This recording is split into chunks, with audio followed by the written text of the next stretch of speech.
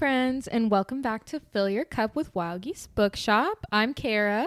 And I'm Emily. Today on the pod, we have Lyndsie, who's a bookseller for us and has been on the pod before.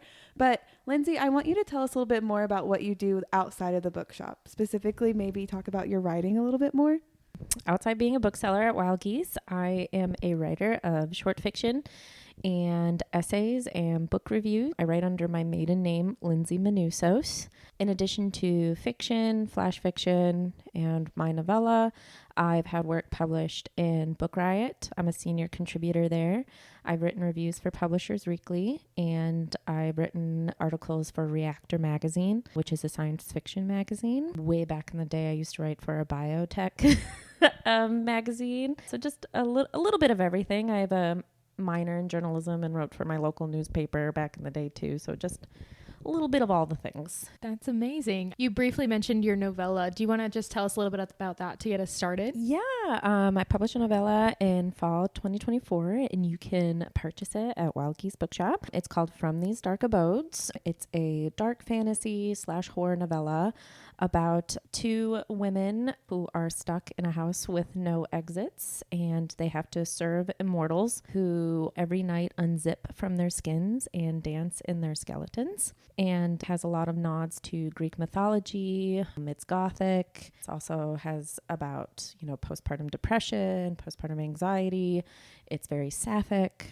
I published with Psychopomp, which is a small press, in 2024. Listening to you talk about it, I'm like, that sounds creepy Yes. and eerie Yes. and very interesting and fun in a way that I feel like it'd be a great read for October. I feel like it'd be a great It Halloween is. read.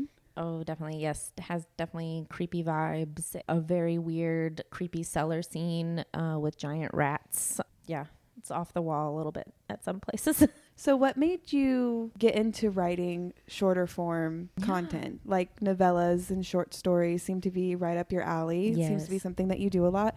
What made you dabble in that? Oh, wow. Well, I look back on writing. I've written ever since I was little. I remember my parents got me this Winnie the Pooh diary when I was little, and I would write stories and read them aloud to my parents, and they were very kind about the weird stories I would write. And then later on in like high school and early college, I was writing short stories, and it wasn't until I think my freshman year of college where my composition teacher at the time recommended I read short story collections, which I'd always written short stories, but I didn't know, what to do with them. In high school and stuff, we would read the short stories that we were supposed to read for assignments and stuff. And in my mind, that's kind of always where short stories live. And until my composition teacher was like, you should read, Amy Bender's The Girl in the Flammable Skirt, or Angela Carter's The Bloody Chamber, where it's like a collection of these women writers' short fiction, and they were weird, which is what I like to write. And I didn't realize there was actually like an avenue where my fiction might exist one day.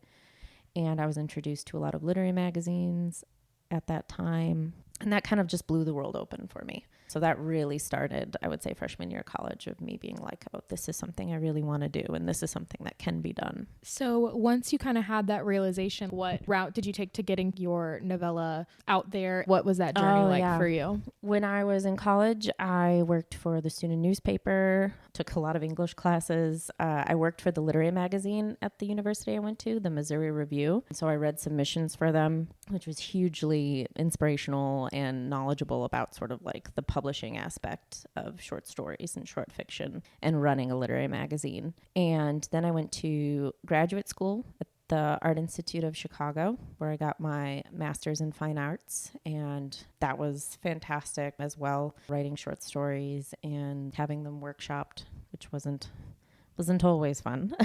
And so I kept writing, and then I got married, had kids.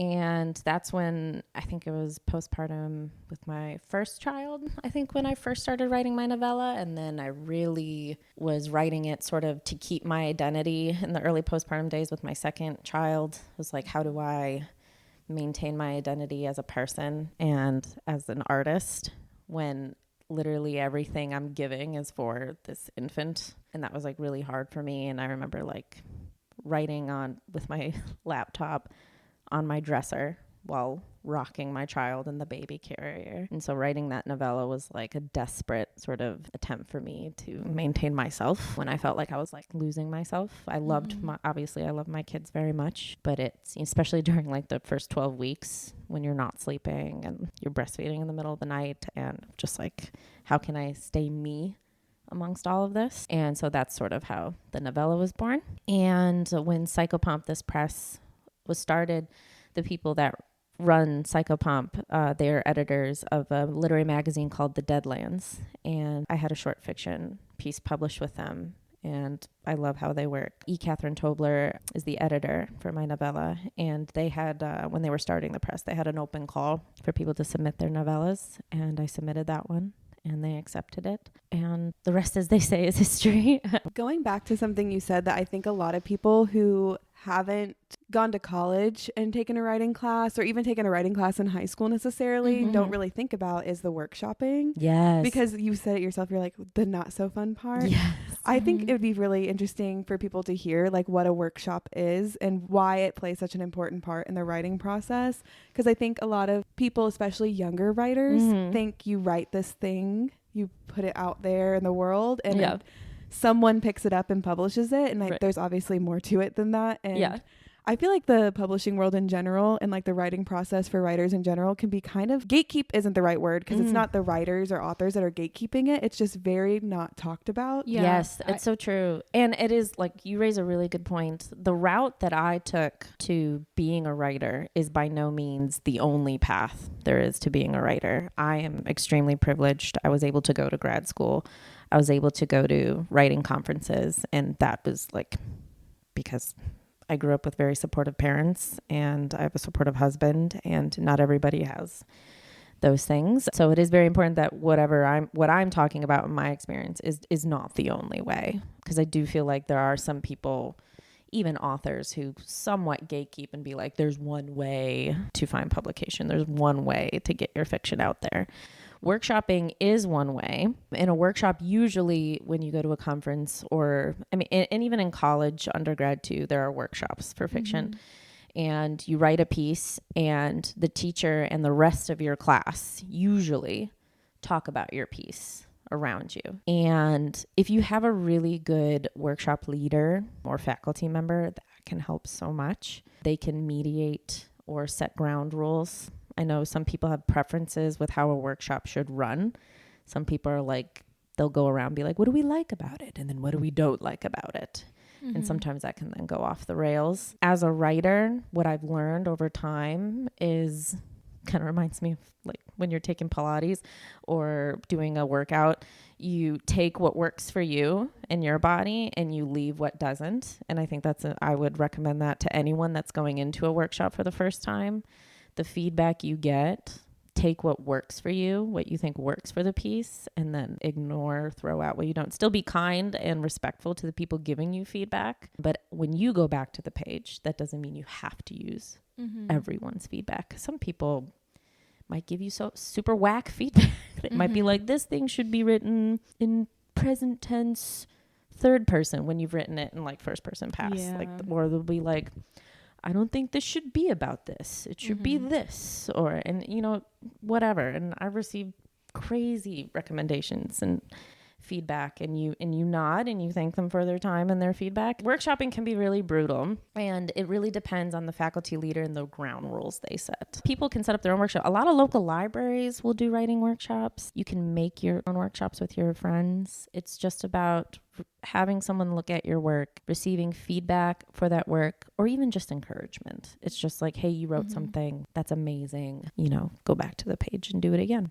For me, so when I graduated college, I was a creative writing major. Yes. So you've been through it too. Yes, and that was the hardest part for me. Like, was getting comfortable with people reading what I was writing. And I will never forget my very first workshop in college. There was a girl. The way we did it, we would sit in a circle. Everyone would bring a printout of what you wrote. She annotated my story to the cows came home. She had to have spent Lord knows. Oh my God. On annotating my thing. And she gave it to me and I was like, and this is why I don't show anyone anything. But I will say to that girl, she did help me a lot because not everything she said I took into consideration, but she did point out some things that I hadn't noticed before. Absolutely. And so it is a very scary thing, but at the same time, it was so helpful and it changed how I was as a writer. I started to think outside of myself in like writing. I was fully writing for myself, which is fine. Yes. But absolutely. I also was like not considering that I was writing as if nobody was ever going to see it. Right. And I never would have thought of that if it weren't for that girl. So I'm very grateful for my workshop experience that I've had. The hardest part for workshop for me is just like getting there.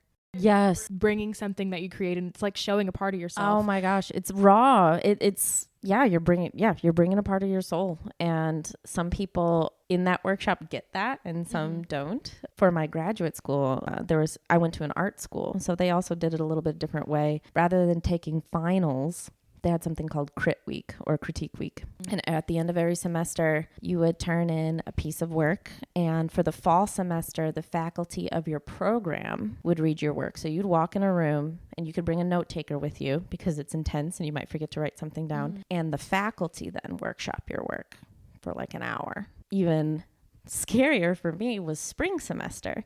So since we were at an art school, fall semester is your program critiques your work. Spring semester is other faculty from other programs. So you might have a mixed media professor, a sculpture professor, painting professor, and they know obviously how to critique their medium. They might not know or are used to critiquing a different medium. So you might have people coming in and, I write a lot of speculative, and that was always scarier for me as well. But also there are some teachers that from spring that, because like you said, they're a reader, they point out things that maybe I didn't think about before. And I love it when that happens in a workshop where someone really it can be a single comment or a single note where you're like, oh my God, that's exactly what this piece needs. And that's what's supposed to be the beautiful thing about a workshop. There was one workshop I remember first year of graduate school where I cried in the bathroom stall afterward. But you survive and you move on and, you learn what works and what doesn't.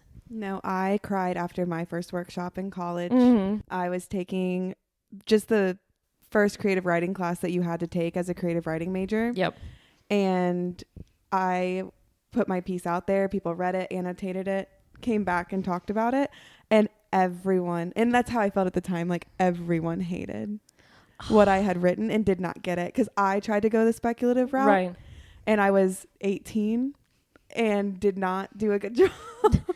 But you gotta try, right? And I just remember one of the comments being so completely out there. And this is one of those things where it's like, it probably was helpful because clearly I wasn't getting my point across of what I was supposed to be writing about.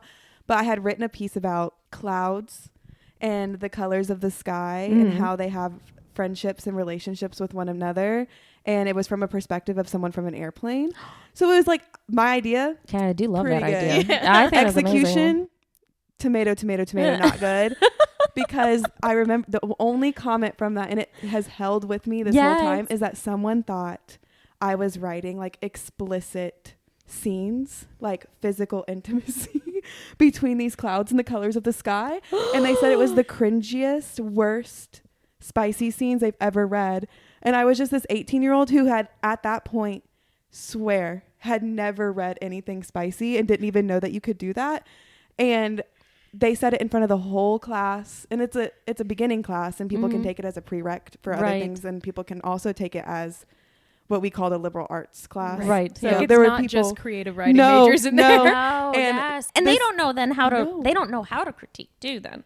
Right. Yeah. And this person said that in front of everyone. And I remember taking it on the chin in class and being like, yeah. And then I went back into my dorm room and cried and threw it away. I don't even have it anymore. I threw it away as soon as don't throw it away. I was like, this is over for me. Oh, no. I did continue. I got my degree. Good. In creative writing is one of them. And so I agree with everything about it. It is hard. It's hard to let people read what you're writing. It is like a box of chocolates when you walk into a workshop. You really don't know. I've had some amazing workshops where everything was magic. Everyone understood the assignment and everyone was able to critique from the point of view of the writer, doing what's best for the writer and the work that the writer put forth. And then you have people that critique from where they're coming from, like what they are writing.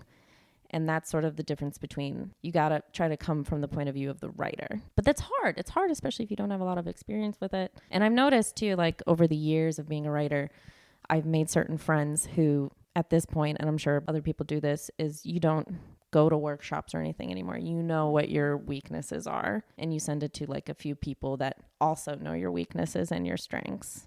And those are the people you trust. And so they can be brutal, but you know exactly, they know you, you know them. And that's sort of the sweet spot. Workshops are great, I think, for getting started because we don't know our weaknesses and strengths. And then I feel like as you get further into your writing career experience, you start being able to tell like what you're good at, what you need to work on, and then go from there.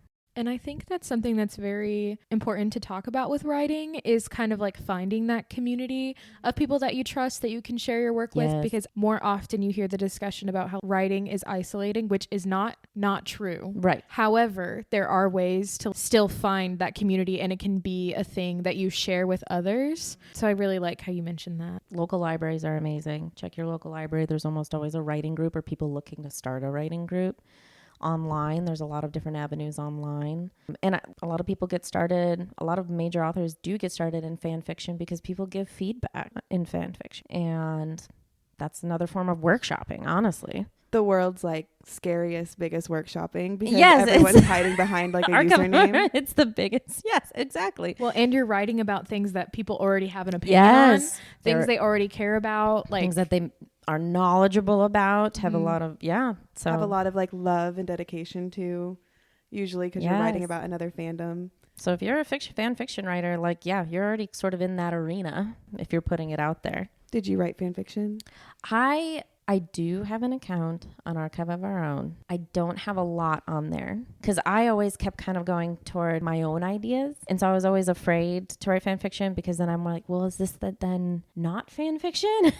Because then I start making it very different. And I have so much, I have so much respect for it. Writing is writing is writing. You know what I mean? So if you're writing for fan fiction, and people will do like 200,000 word books on fan fiction. Like, how do you... Oh my God. Like, that is work. Yeah. That is work. That is art that you are making, and that is work. Again, writing is writing is writing. Whatever that is, you are a writer. Just don't use AI to do it. If you are writing from yourself and putting the words on the page yourself, you are a writer, whatever that is. Just don't use AI. So after the workshopping, after beta readers, and after you feel confident in your work to the point where you're ready to submit it either to a journal or submit it for publication, what has that process been like for you, even outside the novella? Oh gosh, agony. I remember back in the day, I remember sending work out via the mail, and then you would get mail rejection letters mailed back to you. Now it's mostly all electronic, but there's still a waiting game. You submit a short story to a literary magazine or a publication, and after so many days, there are places that respond really quickly, and then there are places that take months to respond. And then they'll send back like a form letter or personal or in the off chance they accept you. When I was querying an agent, which is another waiting game where you send your work to an agent, you query them looking for representation, and you say, here's the work, here's the piece that I'm trying to sell. Then they get back to you on whether or not they want to represent you. And sometimes that can take a week or a year. And then once you get an agent and your agent edits your work, they then send it to editors. They then pitch to editors who work for publishers. And then you wait could be days, could be a year, could be 2 years for them to say, we want to purchase your book and sell it for this publisher. It's all a waiting game. That's the journey I'm on because I choose to be published, or I hope to be published through a traditional, what some people would call a traditional publisher. So you can independently publish. Then there's traditional publishing. Then you have small presses like my novella, which are very similar to traditional publishing, but it's, smaller teams. You're a little bit more involved with certain choices. You might not get what they would call an advance. You might not get as big as an advance when they pay for your book, but it can still be a really wonderful experience, and you have a lot of say in a lot of choices when it comes to making the book. But yeah, there's so many different ways to get your work out there. People have Patreons and post their work on Patreons, their websites, their blogs. And then if they get a lot of engagement and a following, publishers will notice that and then pick that up. Wattpad, I think, is another thing people use, or I know editors are being told to look at Archive of Our Own now to look for people. Bittersweet feelings toward that too. So there's so many different avenues to get your work out there. You as the writer just need to answer the question of, how do you want to publish your work? How do you want it to be received? How much money, if any, do you want to make off of it? Which, I mean, some people may say that's taboo to talk about, but it is. Do you want to be paid for your work? Do you want engagement instead? Is your audience more important than money? Is money? All of that is very valid questions. And what you prioritize for your writing is the route you should go. And I think that's all valid. Yeah, I think a lot of, especially younger writers who might not have been in the game quite as long. And this is something that, since working here full time, that I didn't even realize was all the different avenues that people go for publishing. Yeah. And I think the ones you talked about are probably the most popular: self-pub, indie pub, and then traditional publishing. Yes. And I think a lot of people who are purchasing books don't think about it because they're just purchasing them. But there is quite a big difference between the three. Oh yeah. And there's even little sort of hybrids between them too. I mean, there's people that create their own zines. You know, zine publishing is very much a thing, and it's a beautiful art form because people are also with zine publishing, they also bind their own work and sell that. And there's people will publish through websites, and and I'm sure there's even avenues I'm not even aware of, different forms too of writing that are published in a certain way. It's a beautiful thing in that respect, that so many different avenues for work to make it out to the world.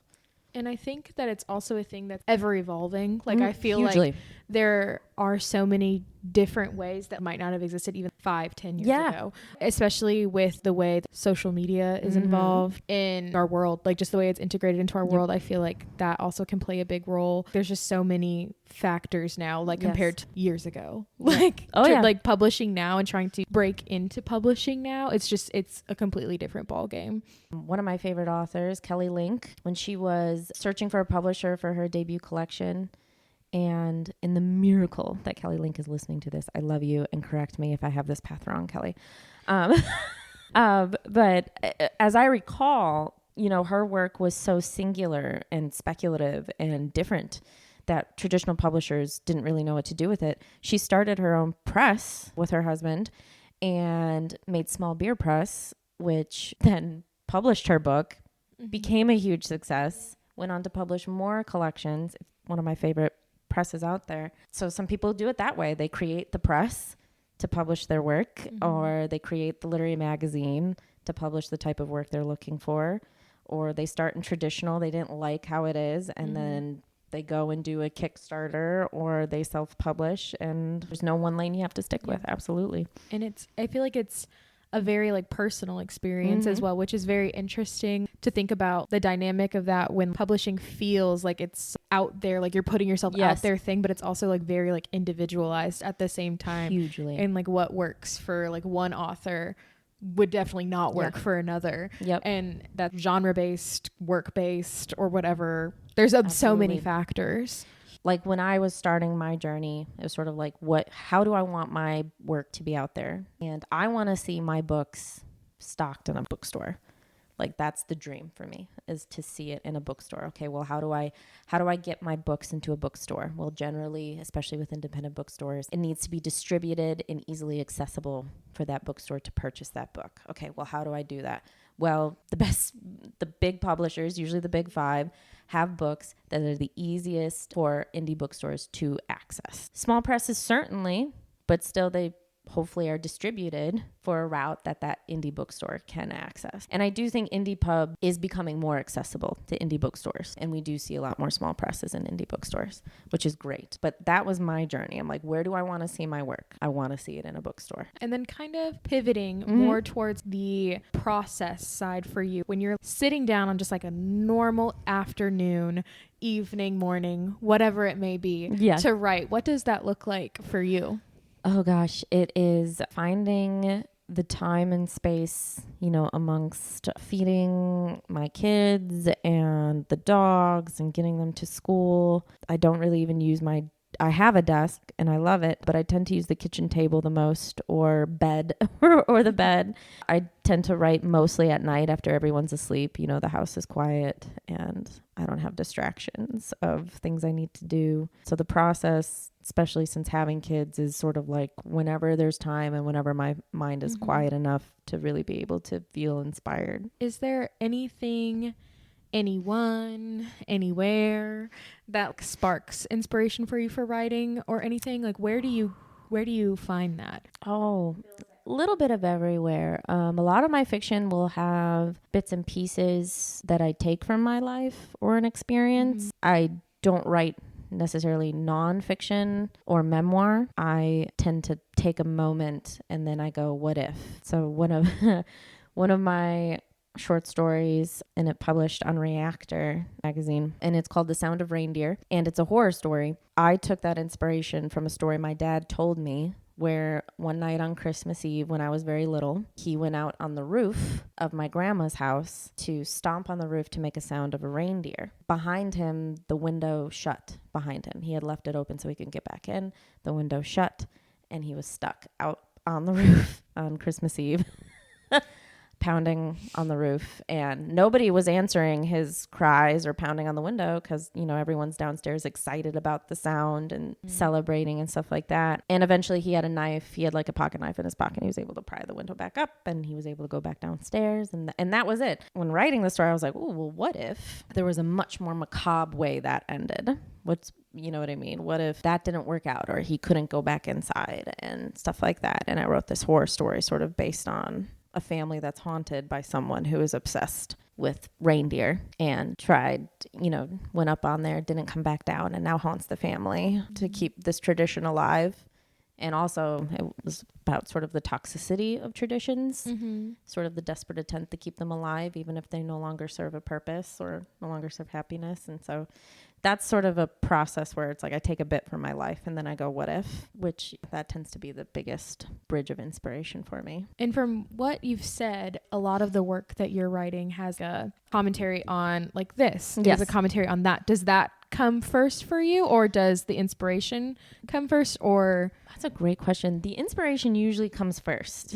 And I know some people, I forget which writer said this, but it's like they write to figure out how they feel about the world, or they write to process how they feel about the world. And that is very much me. Like I often will write stories to figure out how I feel about something. And I don't necessarily start a story going, I'm going to write how I feel about postpartum anxiety. It's sort of taking that kernel from my life and putting it in a character or in a scenario, and then writing through it. And then oftentimes after I write the first draft, I'll look back and go, oh, it sounds like I'm writing about toxicity of traditions, or it sounds like I'm trying to work through postpartum depression, or it sounds like I'm trying to work through bodily autonomy or something like that. And then usually it's in revising that I really will flesh that out or anything like that. But usually it's a what if idea or a kernel from my own life. I write through it and then I find out in revision sort of what I was trying to process. So kind of going off of that process, would you say, and I'll define it, but are you a planner or a pantser? Oh my gosh, yes, that so question. A planner is someone who plots and does things like we've had authors say in the past, index cards across the whole wall, really planning piece by piece what the plot's outline with every scene, every character. And then a pantser is the opposite, where you just write all the way through and it's just strictly feelings and some would say like word vomit on a page and then you go back and revise. So which one are you? I tend to be more of a pantser with the first draft. With the first draft, I just go. In revision, I am more of a planner. I will sometimes write an outline after I've written the first draft, and that's where I find things are missing or there's an arc that's not completed. So I'm a little bit of both. It's just when I utilize that. And I think a lot of authors are probably both in one form or another. But for the rough draft, sort of, or what some people call the zero draft, which is just like you're just getting it out. I am writing something right now, though, that I am realizing early on that I do need to plan more because this is much bigger than I realize, and I'm losing track of snippets. And so it also depends on the story, what it calls for. At the onset, I would say I'm a pantser, but I might be becoming more of a planner. I feel very seen right now. I feel like when I'm writing, I kind of just like sit down and then it just kind of happens. Yes. And then I'm like, okay, the planning will find me if I find something great way to put it that I want to pursue, or I'm like, okay, I've got something going here, and then I will start planning. Doesn't happen very often for me,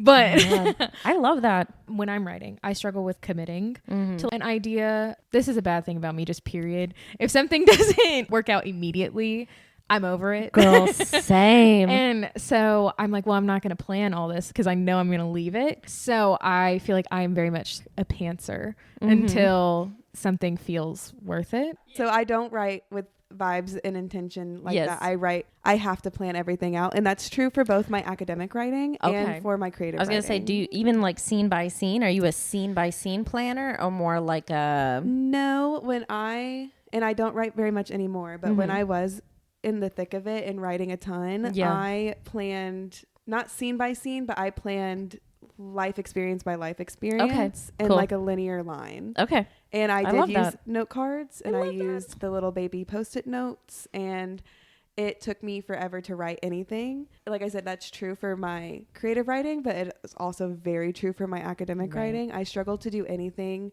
without an outline or without a plan in mind. So I think it's really great that y'all can do that. I cannot. I would love to plan. I would love to plan. I have gotten so many cute note cards, and I'm like, you're going to help me plan. You're going to fix me.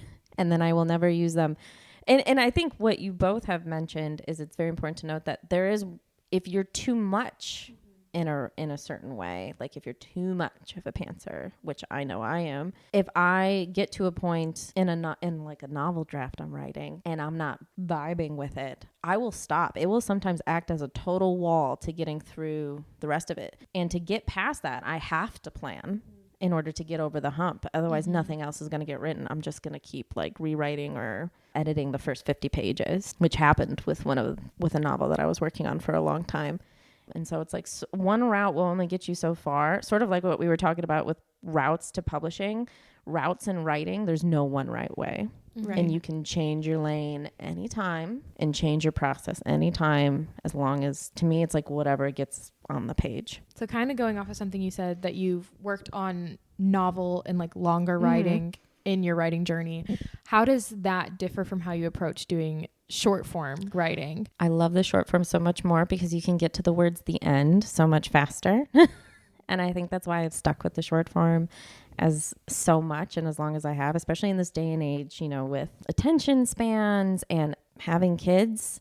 If I can get a project done completing a short story, I get that feeling of accomplishment. I feel like, there it is. There's a piece of my art, and I got from the beginning to the end, and I can send that out.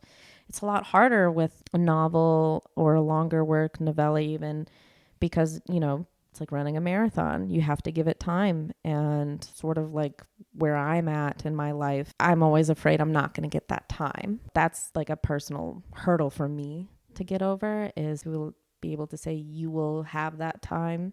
You'll get to the end eventually. I'm an impatient person. I'm so impatient. Me too.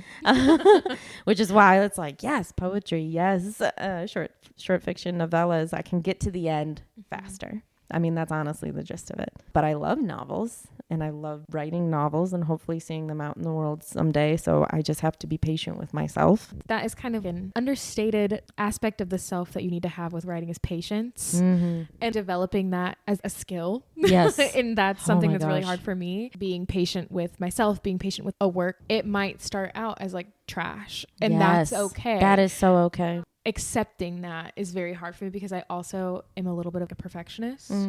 So the thought that I am making something that's not good, I'm like, well, why would I even do it? That kind of thing, and jumping over that hurdle for me is very, very difficult. And I feel like I'm not alone in that.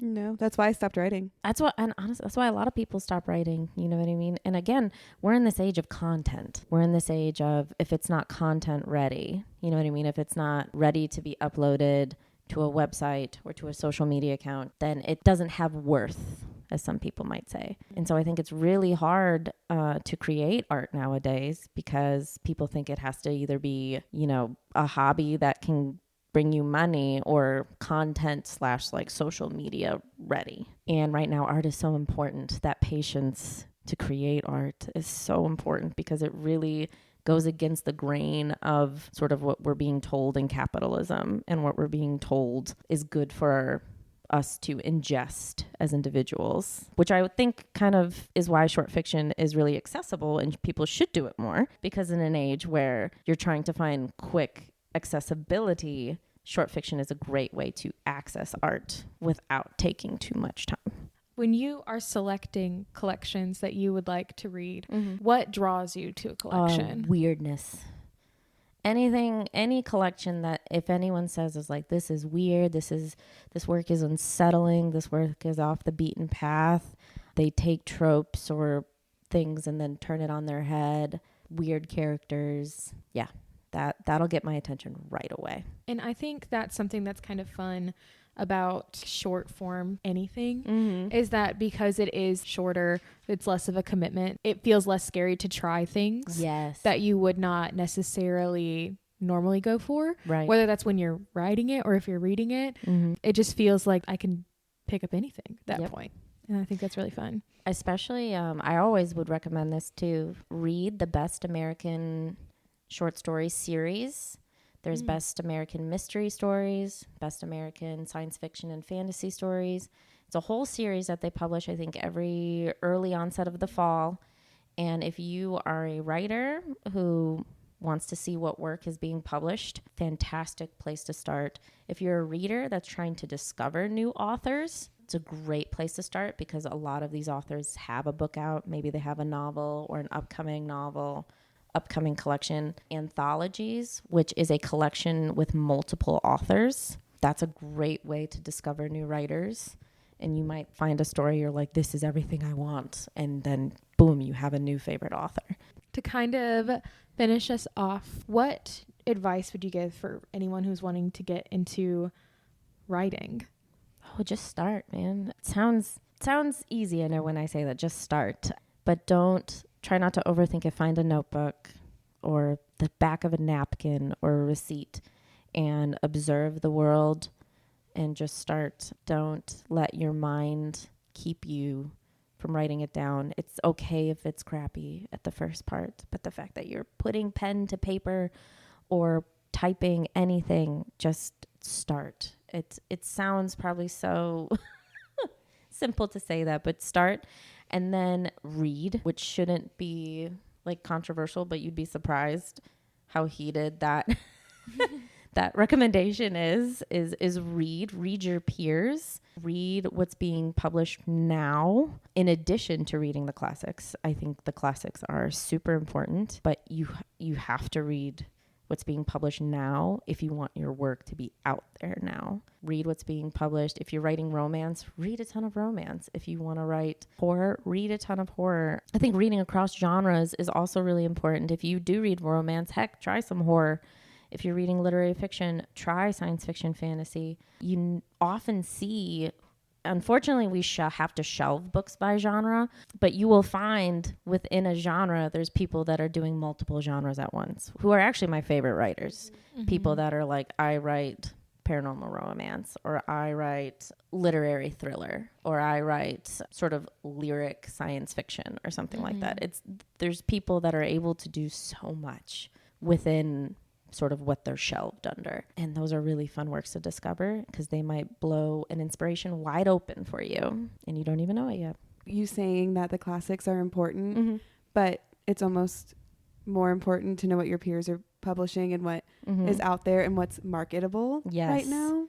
I think there is a place for classics. Yes, absolutely. One of my biggest hot takes is I don't think you have to read classics to be a well-read person. I honestly would agree with that hot take. I think classics are great to show you different literary devices that you can use. And I think a lot of people do a lot of fun spin on classic tales. Absolutely. And I think if that's your gig, that's really awesome. Yes. But there's something very important and very relevant, obviously, to contemporary literature. Hugely. And that's what's being published. And I think when you had written that down in your outline, I was like, yes, I absolutely agree. It is amazing. I forget who posted it, and I forget I think it was on Twitter originally, but I think the same thing was on Bluesky. You would be surprised the pushback people will do for someone who says, you don't have to read the classics to be well read. You don't have to read the classics to write.